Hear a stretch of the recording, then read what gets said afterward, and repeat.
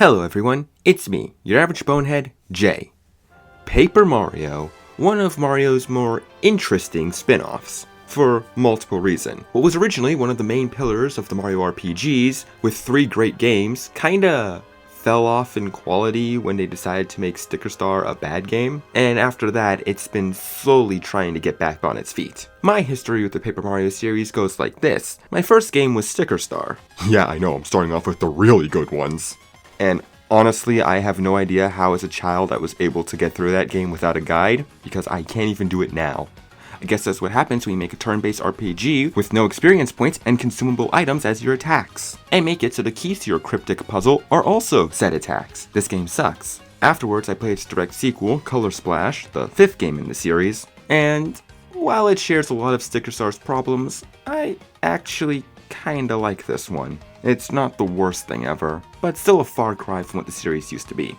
Afterwards, I ended up playing Super Paper Mario, the 3rd game in the series overall, and despite this one being the most drastically different from the entire series, it quickly became my favorite, not just Paper Mario game, not just Mario game, but my favorite game of all time, if solely for its story. And come on, the gameplay's not that bad. Afterwards, Nintendo decided to shadow drop Origami King, the 6th game in the overall series, and I also really like this one. It is one I will defend forever, as they decided to go back and do what the original trilogy did and have story and characters. It doesn't matter if they have an overemphasis on the paper gimmick, they actually have story and they actually have characters. Then via Switch Online, I ended up playing the original Paper Mario 64, and I think it's a really good game, honestly. But you'll notice, I haven't mentioned a specific one, and that's the 2nd game in the series, Paper Mario, the Thousand Year Door. This is for 2 reasons. One is because I never owned a GameCube, so it was very hard to obtain a copy of this game. But eventually, I did get it through completely legal methods, and played through it. And while I liked what I played,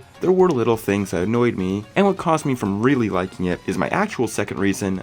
I can't stand its fandom. So many people praise this game as the best thing ever, and if any Mario game isn't to its standard, it's apparently horrible. I can call out many people like Slick Frame, who I swear would suck the game off if he could, or even bigger faces like Arlo, who runs a cult for this game. Yes, the Kool-Aid drinking kind, where they probably burn Miyamoto's on a stake because apparently he doesn't like story. Even though that's not true, the only reason why Rosalina's storybook in Super Mario Galaxy was written in secret because it was written separately, because no one goes to a goddamn pitch meeting saying, hey, I want to make a big story for this new character. Alright, what do you have in mind?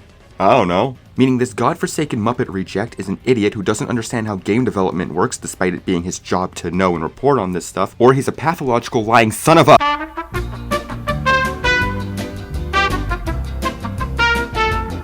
What I'm trying to say is that talking about this game is worse than trying to talk politics at the dinner table. But I think what really helped me open up my eyes to this game actually being really good was Nintendo doing the unthinkable and making a full-on remake for the game on the Nintendo Switch. Which, yeah, this is a really great game. So it's the one we're going to be taking a look at for the sake of this review. And we're going to see how much this remake keeps the same while also improving upon the original. So, minor spoilers here and there, as I myself hasn't actually finished the game. I've only finished up to Chapter 6. But anyways, without further ado, let's-a go.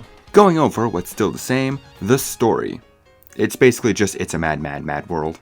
Let me explain. In a far-off port town known as Rogueport, Princess Peach, who is visiting there, ends up sending a map to Mario. Said map leading to 7 crystal stars that, if all 7 are united under the town of Rogueport, will reveal a great treasure sealed behind the Thousand Year Door. It's the name of the game. Unfortunately, before the two can get looking, Peach is kidnapped, because of course she is, and now it's up to Mario and his newfound friends to find the 7 crystal stars to get to the great treasure before anyone else can and use it for their own nefarious purposes, as well as finding Peach along the way. While at the same time, Peach's captors, the X-Nauts, led by Sir Grotus, and his right-hand man, Lord Crump, are also looking for the crystal stars in order to get the treasure behind the Thousand Year Door. And at the same time, a bunch of other people have these crystal stars, and some are even trying to use the power that they have. And at the same time of all of that's going along, Bowser, as well as his assistant Magic Koopa, Kammy Koopa, are traveling around one step behind Mario trying to find Peach, so Bowser can kidnap her for himself. When you really break the story down, it really is just a giant treasure hunt, as it's just Mario and his partners looking around for the crystal star. Once they get one, they head back to the Thousand-Year Door and go off to find another. But it's the creativity that happens within this game's many chapters that is what elevates its story. Because one thing you should know, though, is that not every chapter story is about finding the crystal star. At least that's what you're doing here, but there's usually something else happening at the same time. For example, in chapter 1, you're helping this guy named Koops get his confidence so you can team up with him to go save his father by reenacting Shrek and fighting off this weird dragon. In Chapter 2, we fight transphobia and get the long-awaited leaked footage of Pikmin 5. You can carry 101 Pikmin in this one. My sister calls the punies gleps, and now I hate it here. In Chapter 3, we join pro wrestling and go up against Dwayne "The Hawk" Johnson while solving a huge conspiracy. In Chapter 4, we fight a ghost that's turning people into pigs, but then after we beat him, we get schmeckeldorfed and have to team up with Best Girl to get our body and our name back. In Chapter 5, arg, we plunder the Great Sea, and end up exploring these dank caves to get some treasure, because if there's one thing with treasure in this game, we need more. And in Chapter 6... Murder! On my Owl Express! You get the idea. You get it! But with all these stories going on, they can only be as good as the characters within them. And luckily, the characters in this game are good, great even. Joining Mario on his quest are 7 visually and characteristically distinct partners. And some of these guys even go through their own little arcs. Like Koops, a very timid Koopa who you end up helping build up his confidence so he can finally go off and battle Hooktail to save his father, making him a town hero respected by everyone in his village and loved even more by his girlfriend. On the other side, you got Admiral Bobbery, a Babam who lost his wife years ago, and with it, his love for sailing. And it's up to you to help him learn that his wife would have never wanted him to stop doing what he loves doing and get back out there and continue sailing. And of course the best character, Vivian, who you help get away from her abusive family and end up showing her that she doesn't have to be your enemy and she can fight for a good and greater cause surrounded by people who actually respect and care for her. Now, not every partner has this big in-depth story. Like Goombella is just a funny sassy Goomba girl from the University of Goom, who may or may not have a thing for Vivian. Madame Flurry is a retired actress who wants to get back out there in the world. The Yoshi Kid, or as I call him, Gonzalez Jr., is a feisty, scrappy little guy.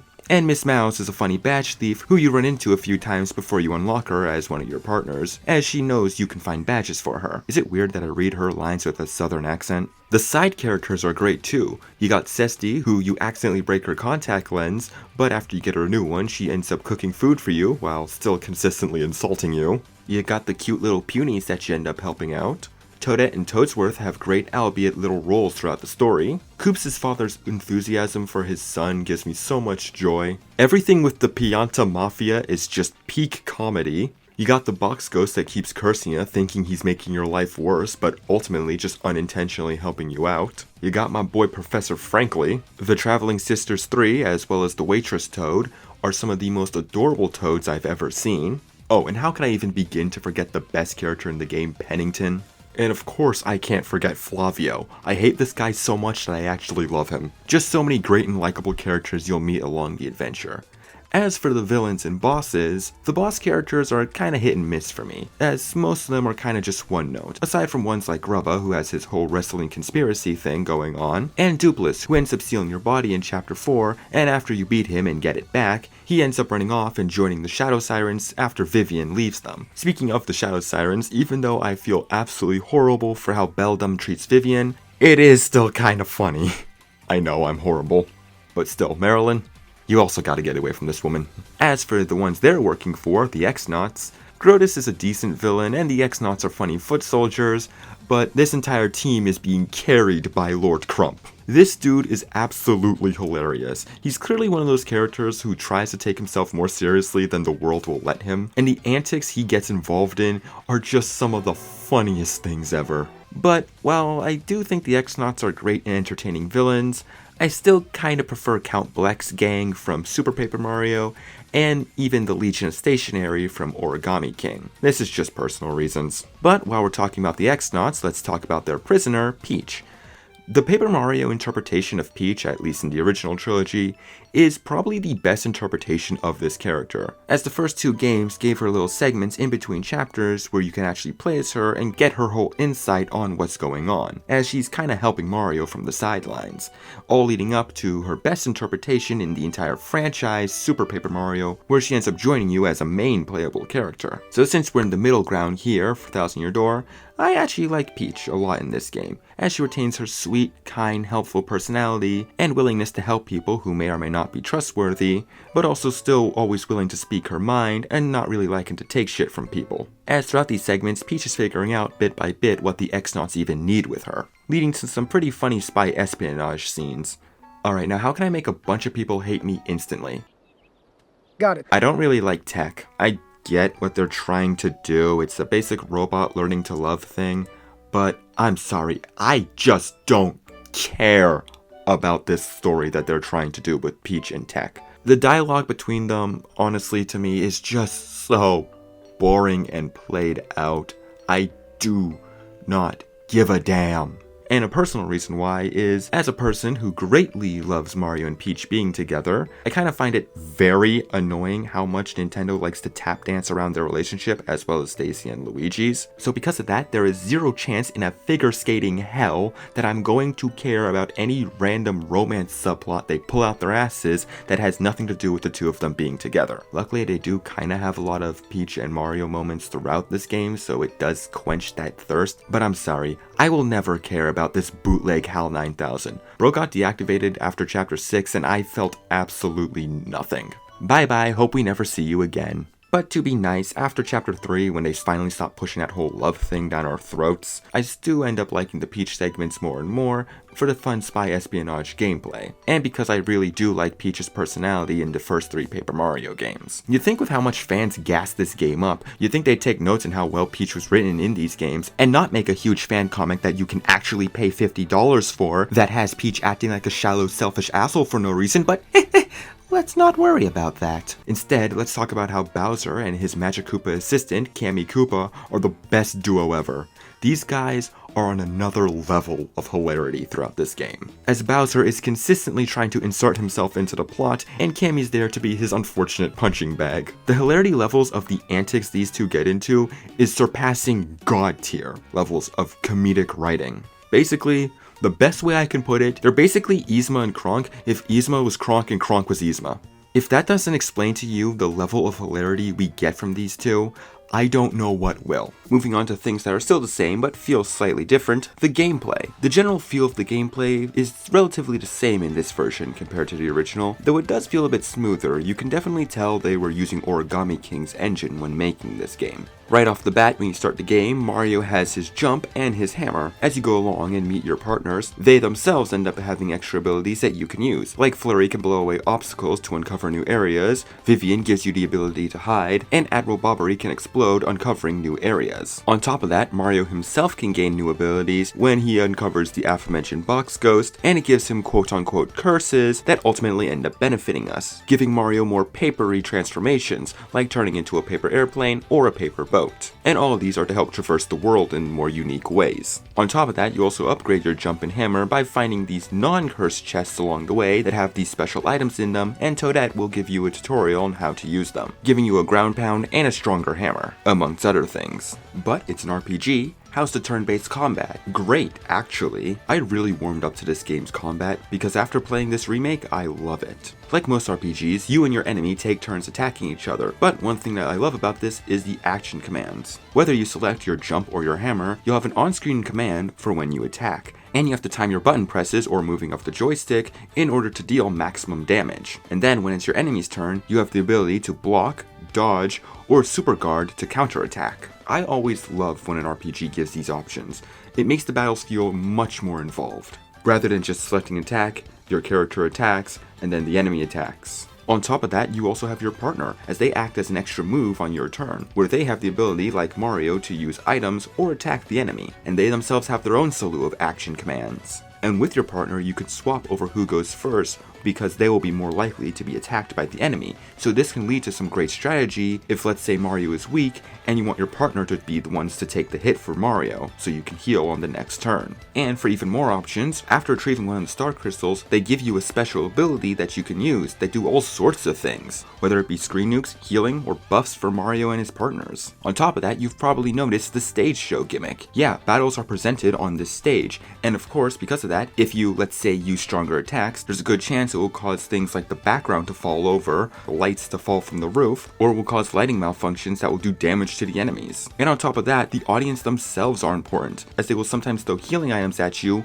or sometimes try to throw rocks or other various things at you that could do damage, so you always have to keep a close eye on them. But even more importantly, whenever you perform a move, you can also perform a stylish version of that move, which will have the audience cheer for you more, which will give you more star points, which will give you access to your special moves. So yeah, these battles are really involved, and I love them. Though I do personally prefer Mario and Luigi's style of battling, I still think this is a top tier battle system for an RPG, and I really hope they continue with it down the line. Upon beating an enemy or a boss, you're rewarded with some star points. After obtaining 100 of these, Mario will level up. This will give you the opportunity to upgrade his health points, which will let you have more health during battle, flower points, which is what you need to use your stronger attacks or partner's special abilities, or your badge points. You collect badges throughout the game, and through equipping them, they give you access to your more powerful attacks, or they let you boost up your flower points or your health points, or just make Mario stronger overall, and many other things. But every badge takes a certain amount of badge points to equip, so by leveling up your badge points, you'll be able to have more badges equipped at any given time. As for leveling up your partners, you do that by finding shine sprites all over the world, which then you could take to Merlin, who will level up one of your partners at the cost of 3 shine sprites. This will end up giving them an extra ability that they can use in battle. But hey, this is a remake. What's new? Well, I think the most obvious new thing is the visual style. In the name of sweet Miyamoto, this game looks beautiful. Origami King already pushed the paper aesthetic to look as beautiful as ever, and I didn't think we could go any further, but damn, this game proves me wrong. And while I'm on the paper aesthetic, I just want to go on this little side tangent. This is kind of proof that the world looking like it's made out of arts and crafts materials wasn't inherently the problem.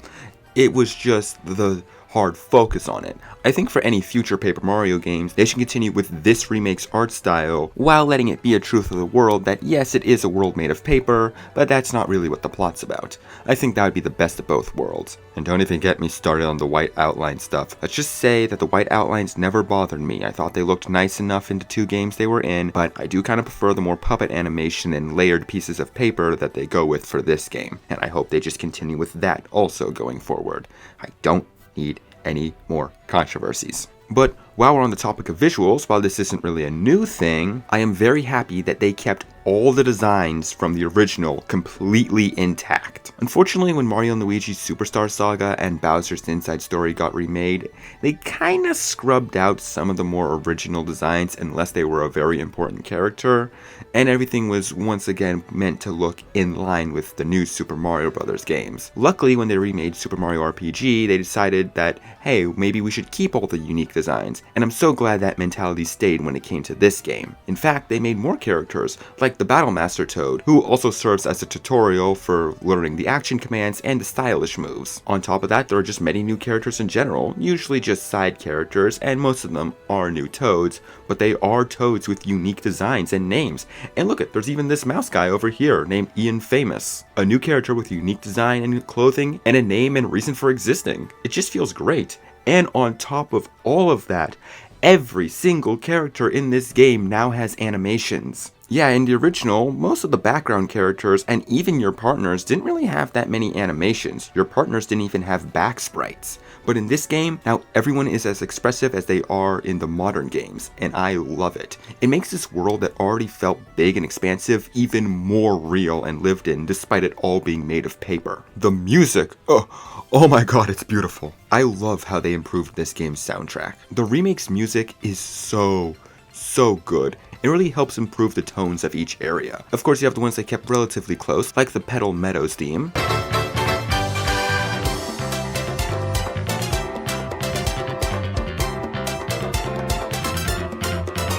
But then you got ones like Boggly Woods, which really helps give the place just more atmosphere.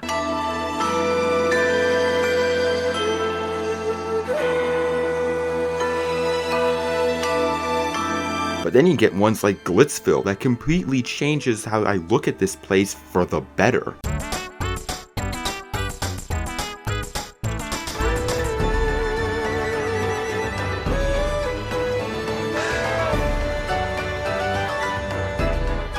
Speaking of changing the way I look at a theme, the Punies theme went from a theme I didn't really care too much about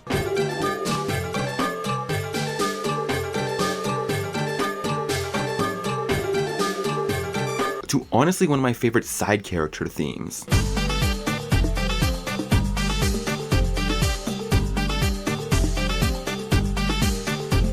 And while we're speaking of character themes, all the partners now have their own unique themes. Yeah, originally Flurry and Miss Mouse were the only ones to have them, but now all the partners have their own unique theme that perfectly sums them up as a character.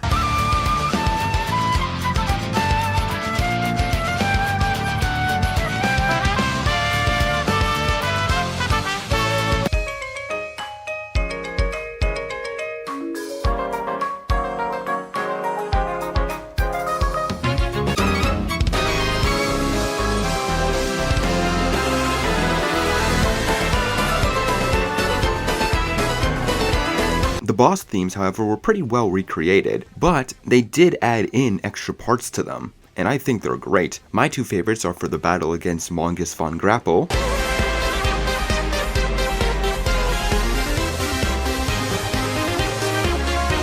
and the battle against the Shadow Sirens.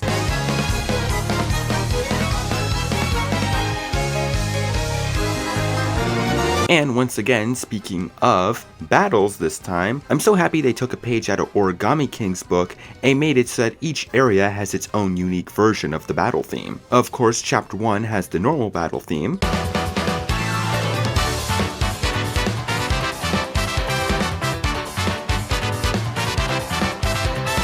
but then there's the version from Chapter 2.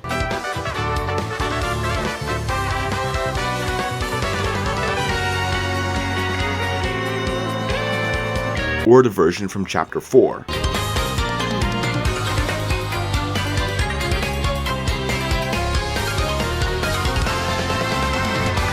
But my personal favorite is the version from Chapter 6.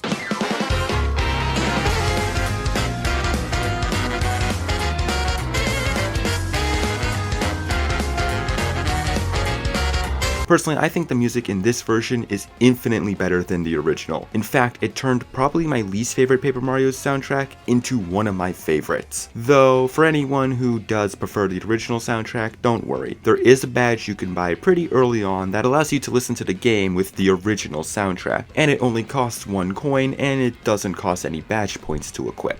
As for other changes, there's a few small dialogue changes throughout the game, but personally, none of these bother me. I honestly didn't notice most of them, and the others I did notice I wouldn't have unless people pointed them out earlier. The game is clearly following the Japanese script, so it makes sense for any of the little changes that weren't there in the original version. But since it is following the Japanese script, that means the biggest change in any localized version of this game is that Vivian is actually trans in this version. Yeah, in the original Japanese version of the game, Vivian was trans, but this was removed in all English localizations of the game, and was streamlined to her just being a girl that was insulted by her sisters. But in the remake, Vivian actually is trans, meaning we actually get to beat up a transphobe in this version. Oh joy, it gives me so much serotonin. And honestly, I like how they handled it in this game. I honestly think it's more respectful than the original. It's not something shoved down our throats consistently, it's just something she passively mentions when she's properly introducing herself to Mario. And I think it's handled really well. Vivian really is good representation in my eyes. But honestly, the best part about all of this is just watching idiots on Twitter lose their minds over this, because God forbid they see anything woke. Oh, we're not the snowflakes they say.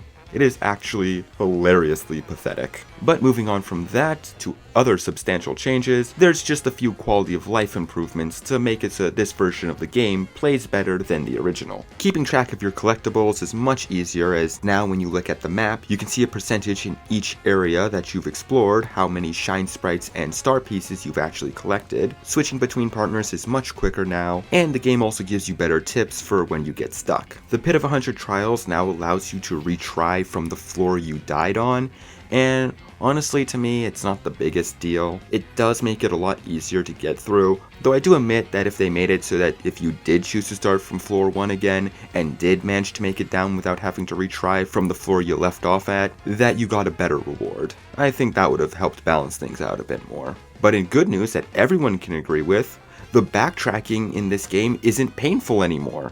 Yeah, in Chapter 4 and in Chapter 7, there's many moments where you have to go back and forth between places you've already been. In Chapter 4, you have to go back and forth between Twilight Town and Creepy Steeple almost 5 times.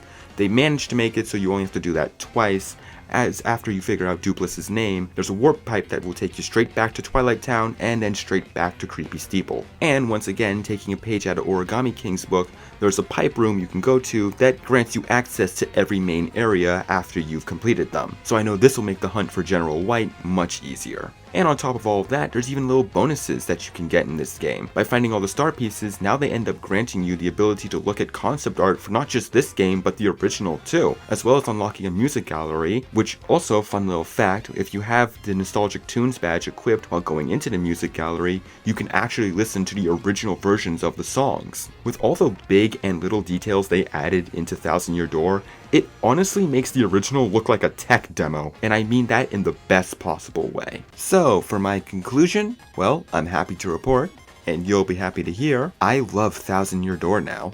At least this version. But I totally get the hype behind it now. This is a masterful game, and this remake really helped me open up my eyes to its quality. It was already a fun game with a creative story, good gameplay, and amazing characters. But this remake added so many extra details, like a better soundtrack, an amazing art style, and just so many quality of life features that it irons out almost all of my problems with the original. It's still not my favorite Paper Mario game. That one will always be Super, which is my favorite game ever, but this one honestly seems to be tied with Origami King as my second favorite. It might even beat it. Might. Even though I prefer the Mario and Luigi games as a whole, I absolutely love the Paper Mario games. 5 out of 6 of them I think are at least good, and I think 4 of them are great. Absolute masterpieces of games, and this remake really helped me show that that is the case. And it makes me very hopeful for the future. Honestly, if they combine this remake's art style and gameplay with the scope and world design of Origami King, and I kind of prefer the boss battles of it a bit, so maybe that style of boss fights, with a story to the same scale and drama as Super, we could be looking at not just one of the greatest Paper Mario games, but one of the greatest Mario games ever made. And let's just hope this game is a sign for a great future, because trust me, no matter what you feel of these games, none of us wants to go through this ever again. So now, let us finally have peace. Lord Sidious promised us peace. He only wants... Now, before we go, I just want to let you guys all know something. Obviously, after this video, I'm going to be getting back to talking about the My Little Pony Equestria Girls movies that I still have left to review, one that I'm really happy to talk about and one that I'm dreading, and after that, I'm probably going to end up reviewing the big My Little Pony movie afterwards. But that's not the real announcement. The real announcement is I'm making an ultimatum. There's a very specific Mario fan comic I have mentioned a few times on this channel, and if you know what I'm talking about, you know it's one that I really hate. One that I greatly dislike with almost every fiber of my being. One that I want to gleefully rip apart.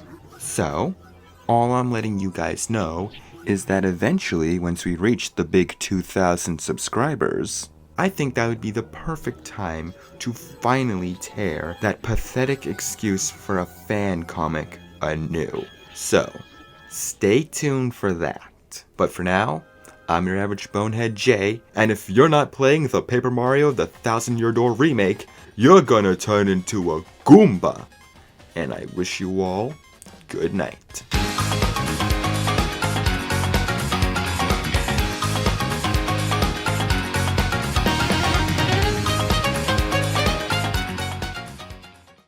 Oh, you're still here. Well, since you stuck around for this long, you might as well like and subscribe, comment if you're feeling really daring. And while you're at it, you might as well follow me on Twitter and Instagram at jayskeletyn. Links down below. And if you just want to see more, you can check out the playlists or look at my last video. Now thanks for watching, and if you need me, I'm going back to bed